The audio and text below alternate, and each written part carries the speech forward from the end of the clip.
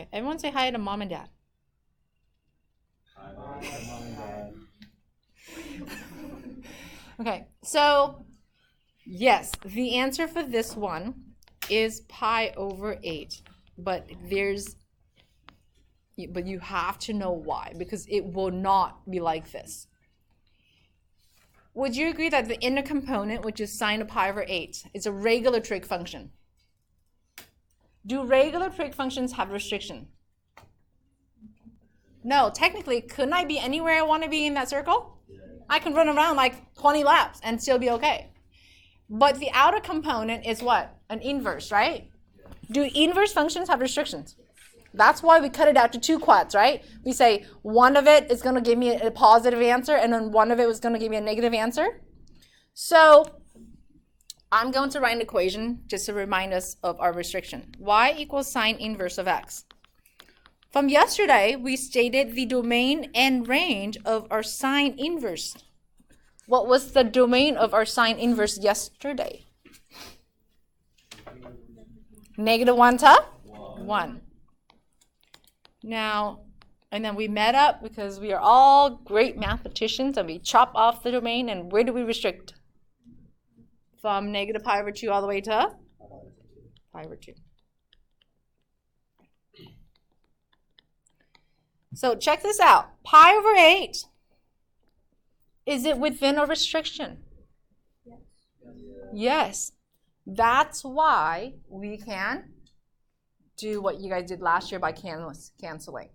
Okay, so that's why our answer is pi over 8. Okay.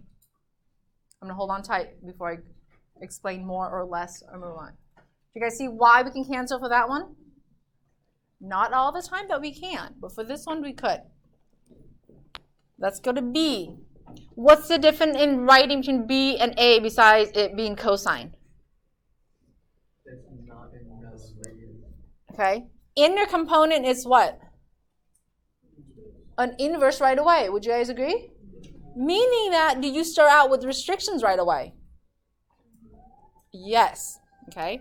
So again, I will write y equals cosine inverse to remind us of our restrictions of cosine inverse.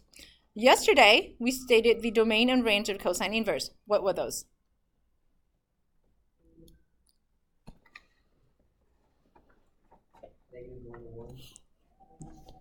Thank you. What else? 0 to pi. Ah. Now, the only question is, you got 0.2, right? With cosine inverse. Is that x or y? It's x. If it's x, is that domain or range? Domain. Does it fit within our restriction? Yeah. That means, can we cancel? Yes. You got to check. See? So that means our final answer is 0.2. You are correct.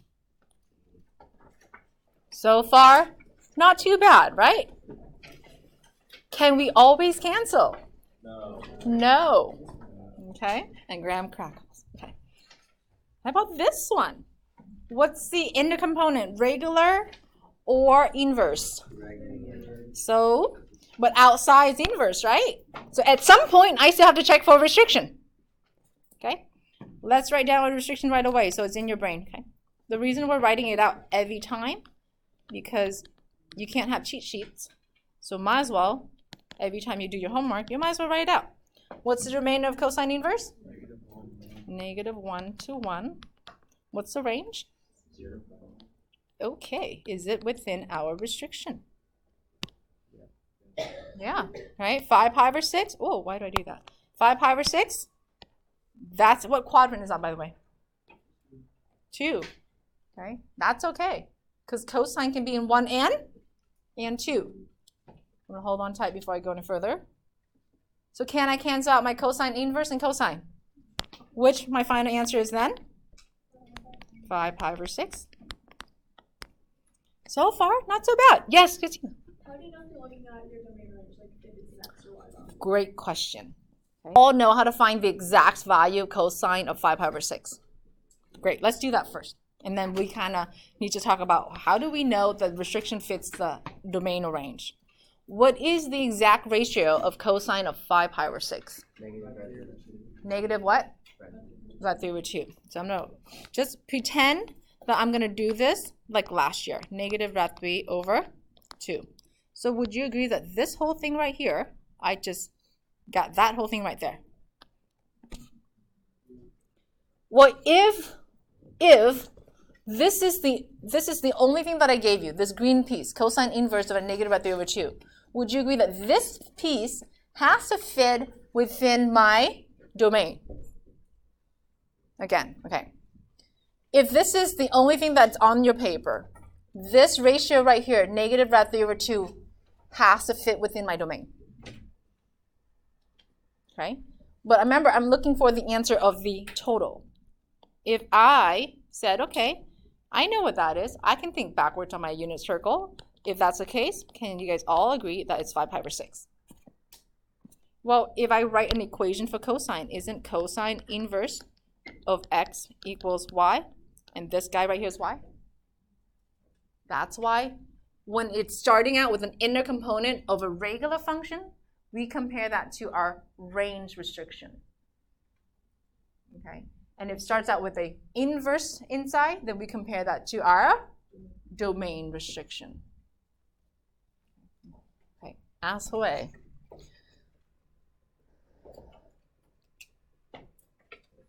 Okay, so far so good? Yes? Wait, why did you highlight the range? Oh, because this one, we were trying to fit it in my range. And that's why Cosine asked, like, why did you fit it in your range? Right, Cosina? And can you explain why we fit this into our range? Because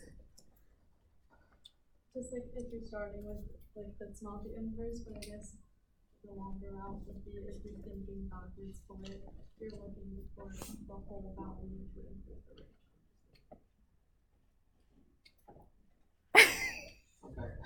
Anyway, this right here, because it's a nice angle, we can get the exact value right away. Yeah. And the exact value is negative root 3 over 2, but that's not our end result. Our end result is to find cosine inverse of that whole thing. Yeah. Well, cosine inverse of a negative root 3 over 2, we can also find it without a calculator, which gives us a result of 5 pi over 6. But look, when I write my equation, can you see this? Cosine inverse of whatever this is equals y. Well, our answer is 5 pi over 6, and that's really y, and y is range. Okay. Raise your hand if you think you have an answer for D.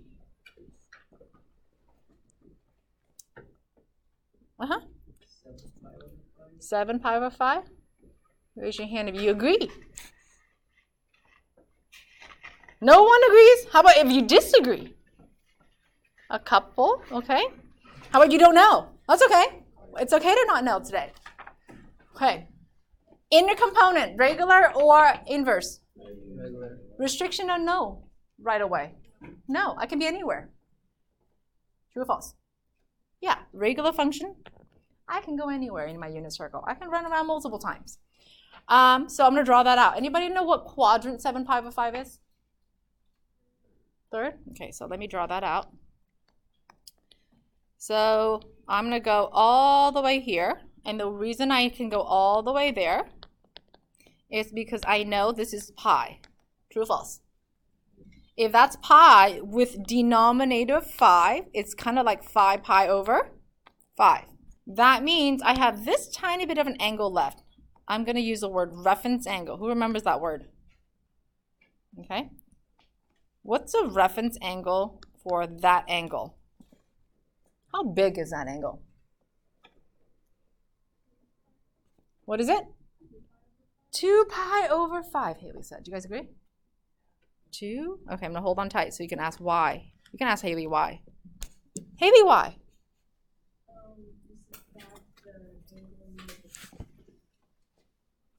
Yeah. Would you guys agree this red angle is 7 pi over 5? I subtracted what? Pi, which is 5 pi over 5. So that means you're left with the little piece, which is 2 pi over 5. Now, inside it's a regular tangent. Can I be there legally? Yeah, I can be anywhere. It's regular. What is the answer, the ratio, positive and negative, in quad 3 for tangent? Positive ratio. I don't know the exact ratio, but I know the positive ratio. Is that the only quadrant that tangent is positive in? What other one more quadrant? Quadrant number 1. So, would you agree tangent of 7 pi over 5 is exactly the same thing as tangent of what angle in quad 1? 2 pi over 5. I'm going to hold on there before I go further. Is that a true statement? Yes. Okay, that is true. But that's not my end result. My end result is trying to find tangent inverse of that ratio. Well, which one do you think is going to fit in our restriction of tangent inverse? The first quadrant. Okay, so this, you may rewrite it to fit, okay, our first quadrant. So that way we can go and do this, because you like canceling, right? So, final answer, it's actually 2 pi over 5. Okay. I'm going to hold it tight here so we can think a little bit and ask. I need you to really do ask.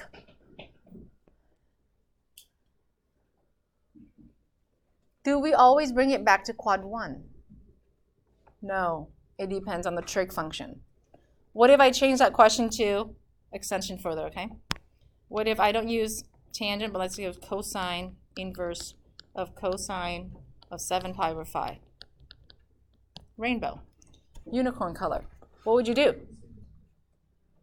Making this up. Switching. See, on your test, all I do is kind of pick one of the trig functions and write it in. What would you do here? Graham?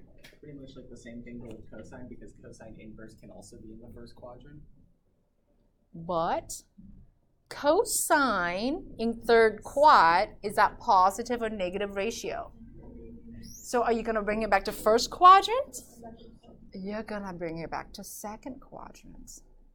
Okay, so, and here's, because quadrant 2 and quadrant 3 are both negative for cosine. But only quadrant 2 fits in our inverse restriction. Does that make sense? So, cosine of 7 pi over 5 is exactly the same as cosine of what over what? How'd you get that? Because the remaining angle is 2 pi over 5. You take 5 pi over 5 and subtract 2 pi over 5. Do you guys agree with Edwin? Yes. So that means 3 pi over 5 is left. 3 pi over 5 is from here to here. So for this, if it's a cosine answer, then your final answer is what? 3 pi over 5, which is slightly different from tangent just a minute ago. I'm going to hold it right here and compare the two questions. I just kind of made up the cosine just because we're right there. You guys see why the answer for cosine is 3 pi over 5 versus the answer for tangent is 2 pi over 5. So you don't always bring it back diagonally, or you don't always add or subtract. You have to think of each trig and then go from there. And sine is also different, wouldn't you agree? Because it's sine, negative in quad 3 and quad 4. So every trig function is slightly different. So how come for this question we didn't check like the domain and range of like we did for the last question? Oh, we talked about it. We've been talking about it. Remember, the tangent, the restriction is in quads 1 and 4. That's why we bring it back to quad 1, because quad 1 is in our restriction. Yes, every inverse, you got to check your restriction. That's what Jeremy said. It has to be 1 to 1. Okay. Anything else? Yes? How'd you know it could go anywhere? Regular function? Yeah. Because, remember, regular function is periodic, meaning what? Your graphs, don't they go on forever? Yeah, that's why regular functions don't have restriction. The reason inverses have restriction, like yesterday, is so that way when we find its inverse, it's a function. If we don't cut it off, then it's not a function. Anything else on these? Okay. E and F. Who has the answer to E, you think? What's the answer to E? What's inside? Inverse or regular? Restriction right away? Okay. Who remembers the restriction? Is this a domain restriction or range restriction? Domain restriction. Very good. What's the domain of cosine inverse? -1 and 1. So, do we have an answer? No, because it's what? It's outside of your domain. So according to your instruction, it says not defined, right? I would take undefined. I would take no answer. You don't have to write not defined. Okay. F, answer or no answer? No answer. For the same exact reason? Yes or no? Yes, because the domain of sine inverse is still from -1 to 1. Therefore, 1.9, it's not in its domain, so not defined again. Oh, do you want to, what if I switch it up? Okay.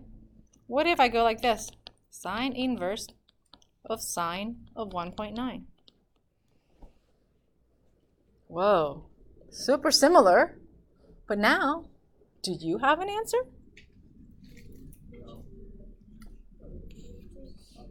See, that's why I said you have to really understand this stuff.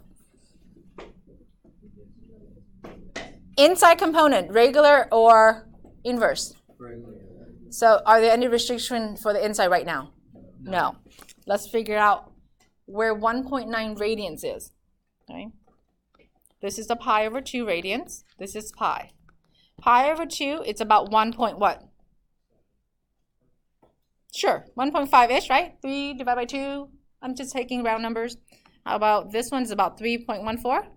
True, false, maybe? So where's 1.9? What quad? 2. Currently, because it's in quad 2, you may not cancel that thing out. Would you guys agree? But because it's a regular function, can we all agree I can be anywhere? Sine in quad 2, is that positive or negative? Positive. You're right. So we need to find this reference angle. What is this reference angle? How do I find the reference angle? Reference angle is 1.9, with just this big old guy right here, minus pi over 2. Do you guys agree? Or is it 3.14 minus 1.9? This is the piece right here that I want. This is the reference angle right there. 3.14 minus 1.9. Okay, so reference angle is, someone give me that number really quickly. I just want to write it in. What is that? Who has something ready to punch? 1.24? Okay, that way we can talk about it easier. 1.24. So that reference is 1.24 radians. Okay. Well, is quad 2 in the restriction of sine inverse? No way. But is sine positive or negative in quad 2? Positive. So now we have to think about restriction of sine inverse. What 2 quadrants is sine inverse in? 1 and 4. Where would you bring this back to? 1 or 4? 1. Okay. What angle should we use in quad 1?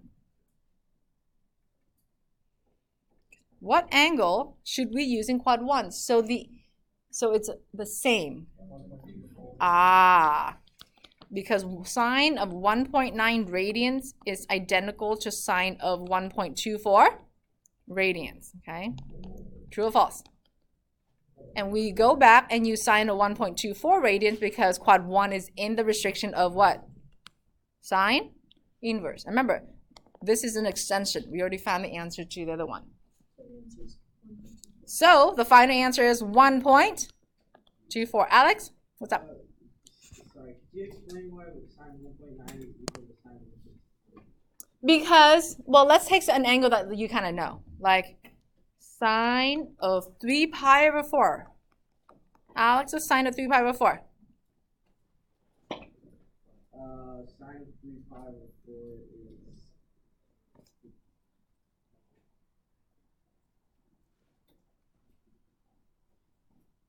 Help him out. Rod 2 over 2. Would you agree that's a positive rad 2 over 2? Yeah. Well, 3 times 3, that pi is about 3, so that's 9. 9 divided by 4. What's 9 divided by 4? About 2 and some change? Just approximating, right? So it's kind of like saying sine of 2 and some change radians, right? But because we know multiples of pi over 4, pi over 6, pi over 3, that's why this one we know is positive rad 2 over 2. Well, Alex, is that the same thing as sine of pi over 4?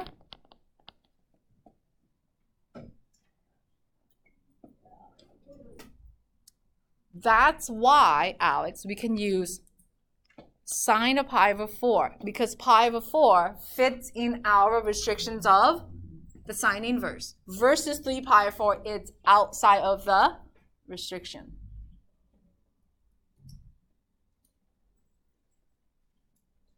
So it asks for an exact value. That's right. Oh yeah, this is what we do. No count. You just have to give me the exact. Ellie? Why do we go back to first quad? Because quad 2, sine is positive or negative? Quad 2, sine is positive. So we got to bring back to the other quadrant that's also a positive. Okay. Now, if it's tangent, I don't bring it back to quad 2 now, do I?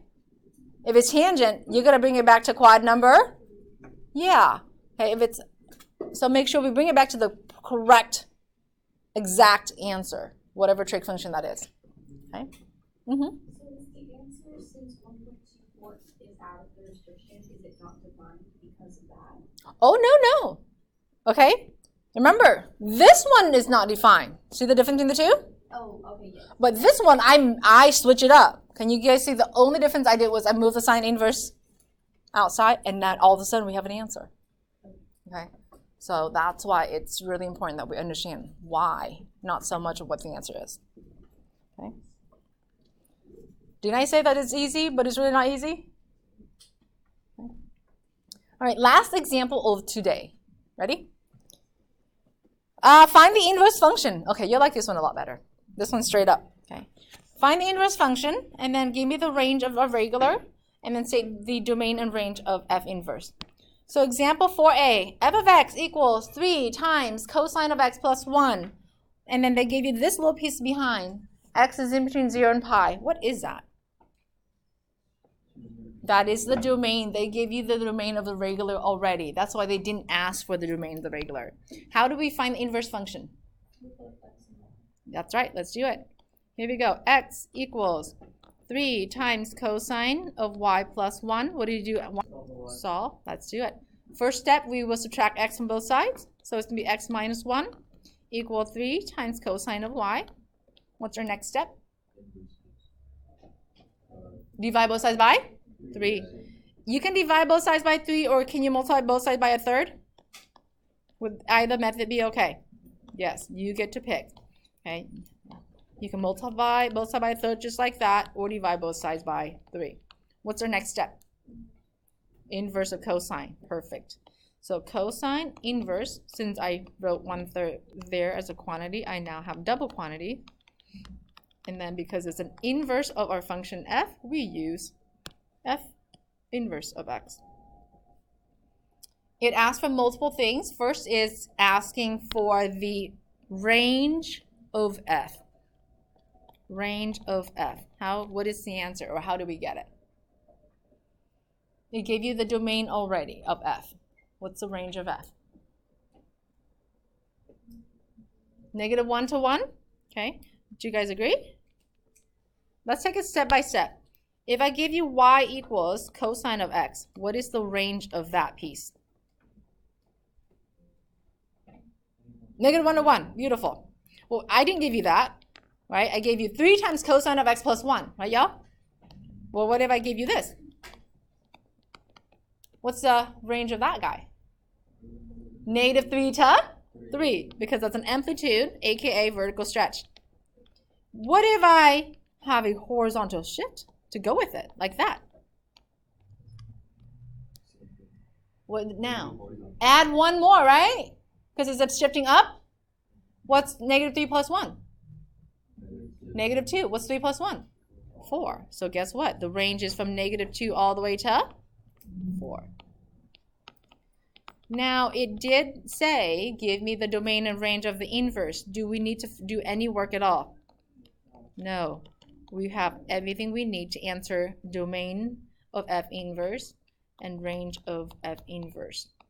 What is the domain of F inverse?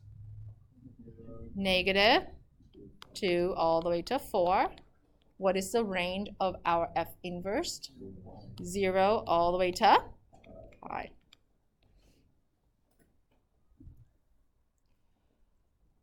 Okay, let's do C together because I think C, it's easy, but it has that 2 inside. So I want to make sure you can attack this.